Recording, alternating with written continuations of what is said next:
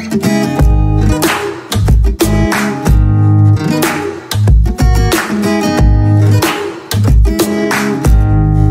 guys! Welcome to my YouTube channel. This is Teach Marky, your science buddy na magpapaliwanag sa inyo ng mga lessons nyo sa science. For this video, what you're gonna learn is about the roles of organisms in the cycling of materials, how materials cycle in an ecosystem. Particularly, describe the roles of organisms in the cycling of materials and trace the flow of materials in the biogeochemical cycle of the ecosystem.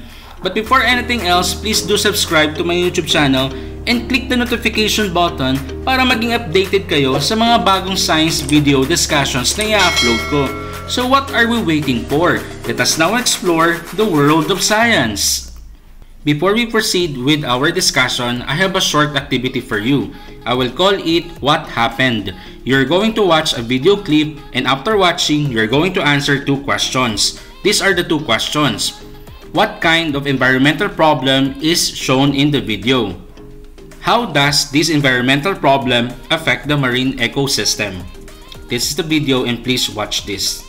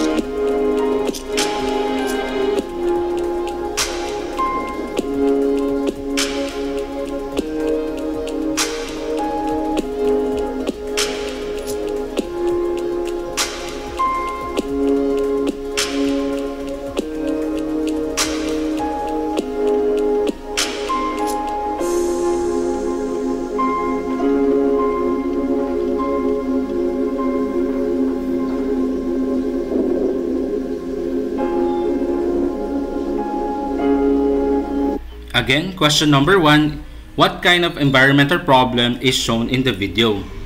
The environmental problem shown in the video is water pollution. It specifically shows that garbage had already reached the ocean and it now affected the marine life. Question number 2, how does this environmental problem affect the marine ecosystem? It already destroyed the habitat of some marine life. It also already killed a number of organisms. If your answers are like this, congratulations! In the previous activity you did, pinakita lang doon kung paano nakakaapekto ang mga human activities sa pagkasira ng environment. Pero ano nga ba talaga ang specific part ng environment or ecosystem ang nadidisrupt or nagagambala dahil sa mga iba't ibang human activities? Before we proceed with that, let us first get to know yung tinatawag na functioning ecosystem. Ano bang meron sa isang functioning ecosystem? Ang functioning ecosystem, ito ay gumagamit ng both energy and recycling of chemical nutrients na kailangan para doon sa mga existing life sa isang ecosystem. Yung energy na to, usually, nanggagaling yan from the outside at magpo-flow yan in a one direction, tulad nitong food chain, na kung saan mag-start dito sa sun, yung heat from the sun, ika-capture yan ng plants at gagamitin niya yan for the manufacturing of its food, and itong plant na to kakainin to ng primary consumer, and then si primary consumer kakainin naman ni secondary consumer. So as you can see here, merong one-way direction ng energy. Dahil dito, Yung energy, kailangan yun constantly masupply sa ecosystem. Yung chemical nutrients naman na tinutukoy dito, ito ay in the form of carbon dioxide, water, oxygen, and other important minerals na nakukuha naman sa physical environment at magpo-flow yan sa ecosystem in a cyclical manner. Pag sinabi nating physical environment, yan ay binubuo ng physical and chemical. Halimbawa niyan is yung wind, yung soil, yung rainfall, yung climate, at iba pang obtainable nutrients doon sa ecosystem na yan. Yung sinasabi naman nating cyclical manner, ito yung tumutukoy sa cycle o yung pag-ikot ng mga nutrients na yan sa isang ecosystem na siya namang nakakatulong para mapanatili at masuportahan nitong chemical nutrients na to ang mga existing life doon sa ecosystem. Dahil doon pumapasok yung tinatawag natin na balanced ecosystem. Yung balanced ecosystem, usually yung mga materials nito ay hindi nawawala. Sila ay patuloy na nare-recycle sa ecosystem. Tulad nitong nakikita nyo sa picture na isang pond. Ito ay nagpapakita ng isang balanced ecosystem. Yung mga minerals and other materials na dumadaan dito sa ecosystem na to, pwedeng among organisms, in between organisms, and physical environment, sila ay tinatawag na self-sustaining natural cycle. Ibig sabihin, ito ay natural na nangyayari sa ecosystem at ito ay natural na tumutulong para ang isang ecosystem ay patuloy na maging sustainable or masuportahan yung mga pangangailangan, lalo na yung food needs ng mga existing organisms sa ecosystem na yan. Kaya lang nagkakaroon ng disruption or paggambala dahil sa mga physical activities na ginagawa ng mga tao, tulad ng pagtatapon ng basura sa mga ilog or sa dagat, pag-i-emit ng mga gases na nakakasira sa quality ng hangin na siya naman pwedeng magdulot ng pagkalason ng ibang organisms or pagkasira ng isang ecosystem. At yung mga ginagawang commercialized na habitat ng mga organisms na siya naman nagdudulot ng disruption or paggambala ng habitat ng mga organism na to at eventually nagdudulot ng pagkasira ng ecosystem or ng environment. Kaya napaka-importante na maintindihan na yung mga cycles ay nagwo-work at kung paano tayong mga tao nakaka-apekto sa magiging future ng isang ecosystem or environment. Dahil ang pag-disrupt or paggambala sa natural cycle ng ating environment, for example, the carbon cycle, ay pwede itong magdulot ng threat sa tinatawag natin na global warming. So dito na ngayon pumapasok yung tinatawag natin na biogeochemical cycles. So what is this? Biogeochemical cycles, ito yung flow ng chemical elements and compounds between organisms and the physical environment. Itong mga cycles na to ang nakakatulong para ma-sustain ang isang ecosystem at para ma-sustain din yung life na nag-i-exist sa ecosystem na yan. Ang mga biogeochemical cycles, ito yung mga water cycle, carbon cycle, oxygen cycle, nitrogen cycle, at phosphorus cycle. So, let us get to know more of them. This time, I have a challenge for you. I will call it Genius Challenge. I'm going to flash 5 statements on the screen. All you have to do is to identify whether that statement is true or false. So habang pina-flash ko yung statements, pag-isipan nyo na yung sagot. Statement number 1, all plants and animals are composed largely of water in their bodies and depend on water for life. Statement number 2, animals breathe out oxygen from the atmosphere and plants take it out through their leaves. Statement number 3, nitrogen makes up almost 80% of the atmosphere. Animals and plants, however, cannot use it directly. Statement number 4. Both animals and plants release oxygen back into the air in the form of carbon dioxide as a waste product of respiration. Statement number 5. Phosphorus compounds are released by means of erosion of rock where their compounds are dissolved in water. I'll give you 10 seconds to think about your answer.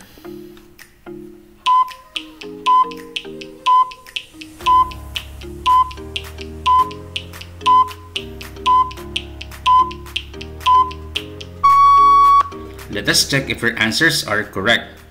Statement number 1, that is true. Statement number 2, that is false. Because animals breathe in oxygen from the atmosphere and plants take it in through their leaves. Statement number 3, that is true. Statement number 4, that is false because both animals and plants release carbon back into the air. Statement number 5, that is true. If all your answers are correct, congratulations. Of all the non-living components, yung water yung mayroong greatest influence on the living inhabitants of the ecosystem. Yung mga plants and animals are composed largely yan ng water in their bodies at nakadepend sila sa water for life. Yung water is also vital for chemical reactions such as photosynthesis. Yung patuloy na circulation ng water between the seas, oceans, air, land, and all living things, ang tawag natin sa process na yon ay hydrological or water cycle. Nagsisimula ang water cycle kapag yung sun hinit niya yung ocean and other bodies of water. So mag-evaporate yon into the atmosphere, and that is the first process, and that is what we call evaporation. Yung animals kasama na yung humans, naglulus ng water yon to the air kapag nag-breathe out or nag-sweat. Yung plants naman naglulus ng water vapor through their leaves dun sa process na tinatawag na transpiration. So yung water kapag nag-evaporate na yan into the atmosphere, lalamig yan, then magkukondense at magpo-form ng water droplets in the atmosphere. Magsasama-sama yun para mag-form ng clouds. Yung formation ng clouds na to ay tinatawag natin na condensation. Itong clouds na to, kapag mabigat na yan, yung water droplets niyan eventually babagsak yan sa earth in different forms. Pwedeng in the form of rain, snow, sleet, or hail. Ang tawag natin sa process na yon is precipitation. Yung ibang water babagsak sa land, and then yung water na yun papasok ulit sa next water cycle. Yung iba naman magpo-flow along rivers and babalik sa sea, and then babalik ulit dun sa may source. So that's how water cycle happens in the ecosystem or in the environment. So this is the reason why yung ecosystem ay hindi nawawala ng water. It's because of the water cycle. Kaya lang nagkakaroon ng disruption ang water cycle dahil sa mga pinagagawa ng mga tao. Una na dyan is yung overpumping ng mga aquifers. Overpumping, ito yung labis-labis ng pagpapump ng mga water. Aquifer, ito yung layer ng rock or ng sand or ng earth na kung saan mayroong water. At yung mga layers na yan, dun din yung water nagpo-flow. So kapag nasosobrahan yung pagpapump niyan at hindi napapalitan kagad, nakaka-apekto yan sa water cycle. Pangalawa is yung pagpupulute ng aquatic environments from runoffs, yung mga waste and chemical substances na galing sa household, commercial, and industrial sources. Pinupulute nila yung water, doon nagkakaroon ng water pollution. Dahil doon, yung mga organisms na naninirahan sa water or kailangan ng water, naapektuhan sila. Pwede silang mamatay or pwede masira yung kanilang habitat. So dahil dito sa mga activities na to, nagkakaroon ng disruption ng water cycle. The next biogeochemical cycle is what we call carbon cycle. Yung carbon is the foundation of life on Earth. Kailangan yan to form complex molecules like proteins and DNA. Yung carbon din is one of the major components of all living organisms. Yung carbon dioxide, isa yung most available form ng carbon for living organisms. Itong element na to ay makikita din sa atmosphere in the form of carbon dioxide. Yung carbon, nakakatulong yan to regulate yung Earth's temperature and makes all life possible. Isa din itong key ingredients sa food that sustains us and provides a major source of energy para i-fuel yung ating global economy. Yung carbon, sa mga plants naman, ginagamit nila yan to build their leaves and stems na kung saan kapag kinain sila ng animals, idadigest yan at gagamitin naman ng mga animals yan para sa cellular growth. Sa atmosphere naman, yung carbon, ini-store siya in the form of gas tulad ng carbon dioxide. Sa ocean naman, ini-store yan at kinakapture yan ng mga maraming marine organisms. Yung process na kung saan yung carbon from the atmosphere in the form of carbon dioxide ay constantly nagsacycle siya around the ecosystem is what we call carbon cycle. Yung carbon, kapag na-remove siya from carbon dioxide in the air by plants dun sa process na photosynthesis, photosynthesis para makagawa ng carbohydrates, which is ito yung kanilang vital source ng food and energy. Si carbon, locked up yan sa plant cells at natatransfer yan directly to animals kapag sila ay kinain ng animal na yun, or indirectly kapag yung animal na yun ay kinain naman ng isa pang uri ng animal. Both plants and animals nagre-release sila ng carbon back into the air in the form of carbon dioxide as waste product of respiration. Itong mga soil bacteria naman na to, nagde-decompose sila ng dead animals and plants and then nagre-respire din sila. Respire, ibig sabihin nagbe-breathe or humihinga din. So, dahil nagre-respire sila, nagre-release din sila ng carbon dioxide into the atmosphere. Kaya lang may mga activities na nakaka-disrupt or nakakagambala dun sa carbon cycle. Una na dyan is yung adding more carbon dioxide doon sa atmosphere sa pamamagitan ng combustion or burning fuels from stationary sources. Ito yung mga factories and mobile source like cars. Kapag sobra ang carbon dioxide sa atmosphere, ang pinaka-effect niyan is greenhouse. As a greenhouse gas, yung sobrang carbon dioxide, nagkikreate siya ng cover at tinatrap niya yung sun's heat in the atmosphere bubble. So, pinapainit niya ngayon yung planet and yung ocean. Kapag sobrang taas ng carbon dioxide, siya ngayon yung magdudulot ng problem doon sa Earth's climate, na kung saan siya yung nagkakos ng pagkakaroon ng changes in weather patterns. So, dadalas ang pag-ulan, dadalas ang pagkakaroon ng El Nino or sobrang tag-init or tag-tuyo, which might affect also not only the organisms in environment but also human beings. So this is how carbon cycle happens in the ecosystem.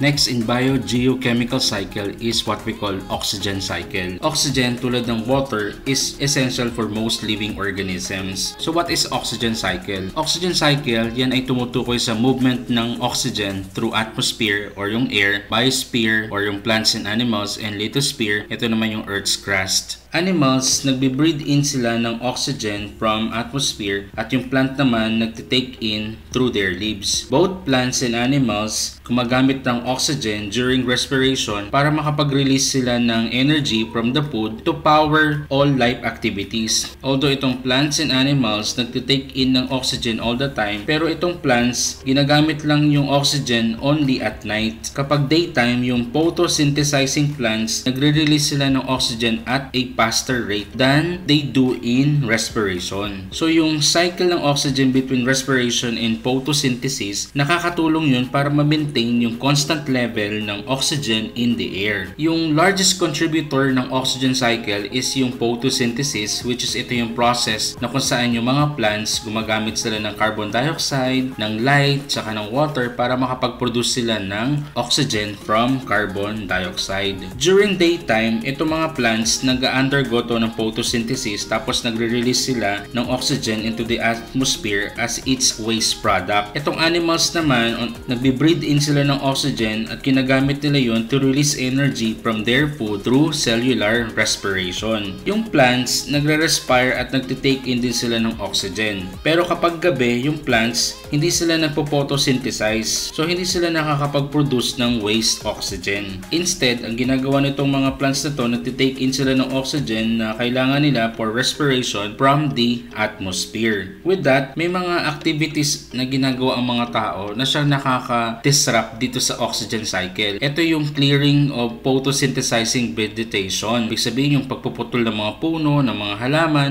tapos hindi naman pinapalitan. So, mas mabilis yung pagkaubos ng mga puno at mga halaman kaysa yung napapalitan sila. Dahil doon, nag-i-increase yung amount ng carbon dioxide at nababawasan yung amount ng oxygen sa hangin. Kapag nangyari yun, ang mga organism na dependent sa oxygen ay pwedeng maapektuhan. Pwede silang mamatay kasi nga hindi na sapat yung amount ng oxygen na nakukuha nila from their environment. This is how the oxygen cycle happens in the ecosystem. Another biogeochemical cycle is what we call nitrogen cycle. Yung nitrogen is an essential component of the different molecules found in all living things. So what is nitrogen cycle? Nitrogen cycle is a cycle na kung saan itong nitrogen ay kino-convert siya into multiple chemical forms as it circulates among the atmosphere, sa terrestrial and marine ecosystems. So, yung nitrogen ay ginagamit ng mga organisms para mag-build sila ng mga proteins and nucleic acids. Yung proteins, ito yung main structure and chemical building blocks ng lahat ng organisms. Nucleic acids, ito yung nasa DNA molecules which carry the instructions necessary for all life activities. Although yung nitrogen makes up siya 80% ng atmosphere, pero yung animals and plants ay hindi nila ginagamit ito directly. Instead, itong nitrogen-fixing bacteria dito sa may soil, sila yung nagpi-play ng vital role doon sa recycling nitrogen sa pamamagitan ng pagko-convert nitong nitrogen into a form na pwedeng gamitin ng ibang living organisms. So dito nagsisimula yung nitrogen cycle.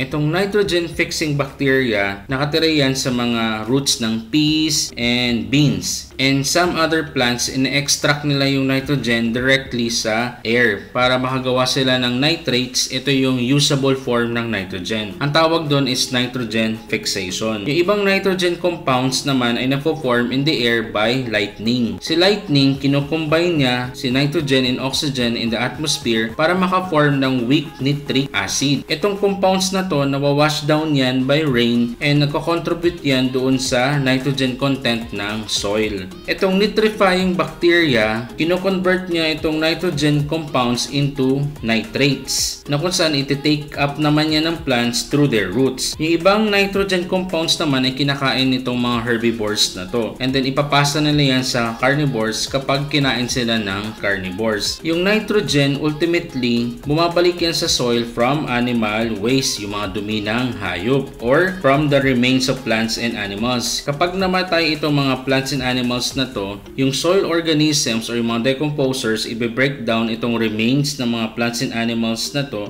form nitrogen compounds. Itong denitrifying bacteria, ibabalik ta rin niya yung process. Gagamitin niya itong nitrates for energy, then i-release niya yung nitrogen back into the atmosphere.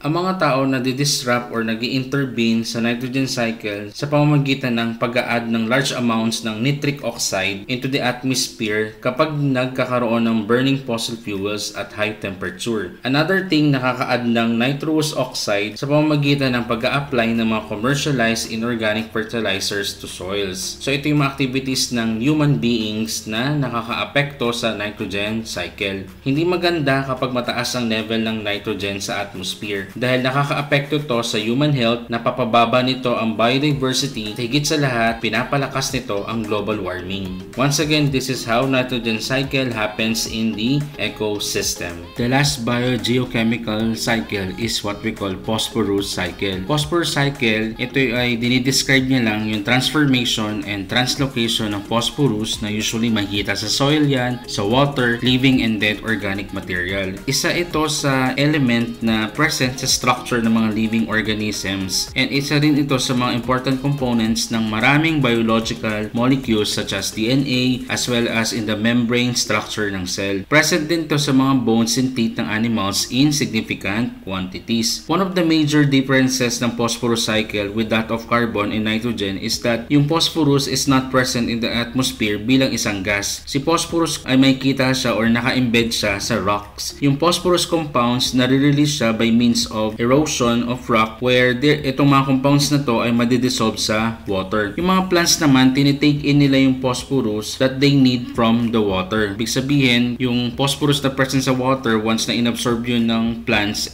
matitake in nila yung phosphorus na yun. Yung mga animals naman, nakukuha nila yung phosphorus by consuming yung mga plants sa other animals. Kapag ang organisms namatay or naglabas siya ng waste material, yung decomposing organisms, usually yung mga decomposers, binabalik nila yung phosphorus sa soil. Tapos yung mga phosphorus naman na nahalo sa water, ang mangyayari dyan ay nagpiprecipitate yan or madideposit yan, tapos babalik ulit yan and mag-elevate yan sa pamamagitan ng mga geological process tulad ng volcanoes, earthquakes, landslide, etc. na siya namang magiging dahilan para maging available yan sa mga organisms dun sa ecosystem. Nakikita nyo mga yellow rectangles dito, ito yung reservoir or yung mga sources ng phosphorus dito sa ecosystem na to. Ito mga red arrow naman, ito yung mga pathway na affected by humans. Yung mga human activities na nadi-disrupt ng phosphorus cycle is una, yung mining ng phosphate from rocks na ginagawa ng mga tao para sa production ng fertilizers. Pangalawa is yung pag-clearing up ng forest or yung pag-cut down ng mga trees. Kapag mababa yung phosphorus level ng soil, hindi mag-grow at mag-yield, madidelay yung maturity ng mga plants. So once again, this is the phosphorus cycle. Take a look at the summary of biogeochemical cycles. These are the cycling materials: hydrological or water cycle, carbon cycle, oxygen cycle, nitrogen cycle, and phosphorus cycle. Finally, this ends this video discussion. I hope that you're able to learn the lesson for this video. I hope that next time you will still join me in my next science video discussion. Thank you for listening.